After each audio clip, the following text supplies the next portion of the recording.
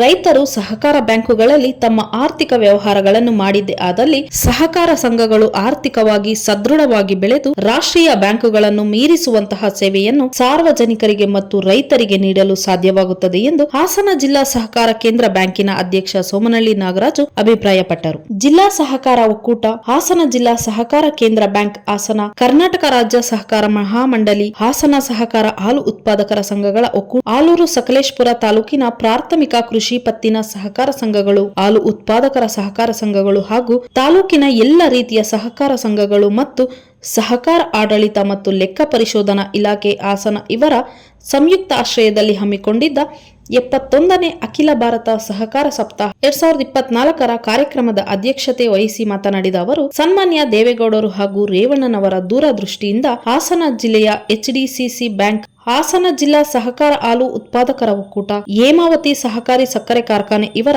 ಸಹಕಾರದಿಂದ ಉತ್ತಮ ಮಟ್ಟಕ್ಕೆ ತಲುಪಿವೆ. ಎಲ್ಲರೂ ಒಬ್ಬರಿಗಾಗಿ ಒಬ್ಬರು, ಎಲ್ಲರಿಗೂ ಸಹಕಾರಿ ತತ್ವವನ್ನು ಪ್ರತಿಯೊಬ್ಬರು ಅಳವಡಿಸಿಕೊಂಡಿದ್ದೇ ಆದಲ್ಲಿ ಸಹಕಾರ ಸಂಘಗಳನ್ನು ಉತ್ತಮ ರೀತಿಯಲ್ಲಿ ನಿರ್ವಹಿಸಬಹುದು ಎಂದರು. ರಾಜ್ಯ ಅಪೆಕ್ಸ್ ಬ್ಯಾಂಕಿಗೆ ಕೇಂದ್ರದ ನಬಾರ್ಡ್ನಿಂದ ನೀಡುತ್ತಿದ್ದ ಅನುದಾನವನ್ನು ಕಡಿತಗೊಳಿಸಿದ್ದು ಖಂಡನೀಯವಾಗಿದ್ದು, ಇದರಿಂದ ಸಹಕಾರ ಸಂಘಗಳ ಆರ್ಥಿಕ ಸ್ವಾಯತ್ತತೆಗೆ ಪೆಟ್ಟು ಬಿದ್ದಂತಾಗುತ್ತದೆ ಎಂದರು.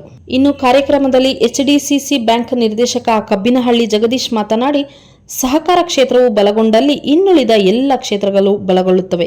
ಇದುವರೆಗೆ ನಮ್ಮ ಸಹಕಾರ ಬ್ಯಾಂಕ್ 1,75,000 ರೈತರಿಗೆ 1,250 ಕೋಟಿ ರು ಸಾಲ ಸೌಲಭ್ಯವನ್ನು ವಿತರಿಸಿದ್ದು, ಇಂದಿನ ದಿನಗಳಲ್ಲಿ ರೈತರು ಸ್ವಾವಲಂಬಿ ಜೀವನವನ್ನು ನಡೆಸುತ್ತಿದ್ದಾರೆ ಎಂದರೆ ಅದಕ್ಕೆ ಮೂಲ ಕಾರಣ ಸಹಕಾರ ಸಂಘಗಳು ಎಂದರು. 1983ರಲ್ಲಿ ಕೇಂದ್ರದ ನಬಾರ್ಡ್ ಅಪೆಕ್ಸ್ ಬ್ಯಾಂಕುಗಳಿಗೆ 90% ರೈತರ ಸಾಲ ಸೌಲಭ್ಯಕ್ಕಾಗಿ ಹಣವನ್ನು ಬಿಡುಗಡೆಗೊಳಿಸುತ್ತಿತ್ತು.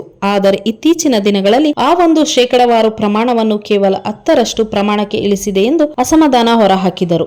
ಅವರ ದೂರದೃಷ್ಟಿ, ರೇವಣ್ಣರ ದೂರದೃಷ್ಟಿಯ ಪ್ರತಿಫಲವಾಗಿ ಇವತ್ತು ಹಾಸನ ಜಿಲ್ಲೆಯಲ್ಲಿ ಒಂದು ಕಡೆ ಜಿಲ್ಲಾ ಕೇಂದ್ರ ಬ್ಯಾಂಕು, ಇನ್ನೊಂದು ಕಡೆ ಹಾಸನ ಒಕ್ಕೂಟ, ಇನ್ನೊಂದು ಕಡೆ ಹೇಮಾವತಿ ಶುಗರ್ ಸಕ್ಕರೆ ಕಾರ್ಖಾನೆ, ಇವೆಲ್ಲವೂ ಸಹ ಅತ್ಯುತ್ತಮವಾಗಿ ತುಂಬಾ ಸದೃಢವಾಗಿ ಜಿಲ್ಲೆಯಲ್ಲಿ ಬೆಳೆದು ಇವತ್ತು ನಮ್ಮ ಜಿಲ್ಲೆಯ ಸಹಕಾರಿಗಳಿಗೆ, ಇವತ್ತು ಜಿಲ್ಲೆಯ ಜನತೆಗೆ ಪೂರ್ಣ ಪ್ರಮಾಣದಲ್ಲಿ ಸಹಕಾರವನ್ನು ಕೊಟ್ಟಿದ್ದಾರೆ ಅಂತಂದ್ರೆ ಇವತ್ತು ಆ ದಿಗ್ಗಜರು ಕಾರಣ ಅಂತ ಈ ಸಂದರ್ಭದಲ್ಲಿ ಅವರ ಸ್ಮರಿಸಲಿಕ್ಕೆ ಬಯಸ್ತೀನಿ ಬಂಧುಗಳೇ.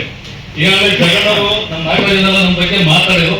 ನಾನೇನು ಅವರ ಮಾರ್ಗದರ್ಶನ, ಅವರು ನನಗೆ ಹಿರಿಯವರು, ಅವ್ರು ಬಂದ ನಂತರ ನಾನು ಈ ಕ್ಷೇತ್ರಕ್ಕೆ ಬಂದಿರೋ, ನಾನು ರಾಜಕೀಯ ಕ್ಷೇತ್ರದಲ್ಲಿದ್ದಂಥವನು.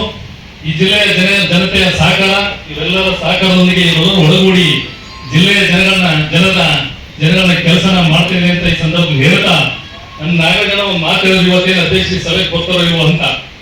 ಇವತ್ತು ಈ ಸಹಕಾರ ಸಪ್ತಾಹದ ಉದ್ದೇಶನ ಅವೆಲ್ಲ ಸಹಕಾರಿಗಳಲ್ಲಿ ಸೇರಿದ ಎಲ್ಲರೂ ಅರ್ಥ ಮಾಡ್ಕೋಬೇಕಾಗ್ತದೆ. ಈ ಉದ್ದೇಶ ಇದೆಯಲ್ಲ, ಎಲ್ಲರೂ ಒಬ್ಬರಿಗಾಗಿ, ಒಬ್ಬ ಎಲ್ಲರಿಗಾಗಿ.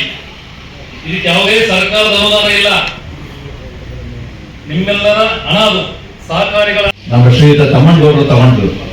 ಕಾರಣ ಪ್ರಾರಂಭದಲ್ಲಿ ಬಹಳ ಅತಿ ಸೂಕ್ಷ್ಮವಾಗಿ ವಿವರವಾಗಿ ನಮ್ಮ ಈ ಒಂದು ಸಹಕಾರಿ ಆಂದೋಲನದ ಬಗ್ಗೆ, ಈ ದೇಶದಲ್ಲಿ ಆಗಿರ್ತಕ್ಕಂಥ ಆಂದೋಲನ, ರಾಜ್ಯದಲ್ಲಿ ಆಗಿರ್ತಕ್ಕಂಥದ್ದು, ಜಿಲ್ಲೆಯಲ್ಲಿ ಆಗ್ತಾ ಇರ್ತಕ್ಕಂಥದ್ದು ಮತ್ತು ಈಗಿನ ಮಹಿಳೆಯರು ಮತ್ತು ಯುವಕರು ಮತ್ತು ಅಭಯರಿಗೆ ಈ ಒಂದು ಸಹಕಾರಿ ತತ್ವವನ್ನು ವಿಸ್ತರಣೆ ಮಾಡುವ ಒಂದು ಏನು ಯೋಜನೆ ಇದೆ ಅದರ ಬಗ್ಗೆ ಸವಿಸ್ತಾರವಾಗಿ ಹೇಳಿದ್ದಾರೆ. ಹಾಗಾಗಿ ನಮ್ಮೆಲ್ಲರೂ ಬಹಳ ಕಡಿಮೆ ಆಗಿದೆ.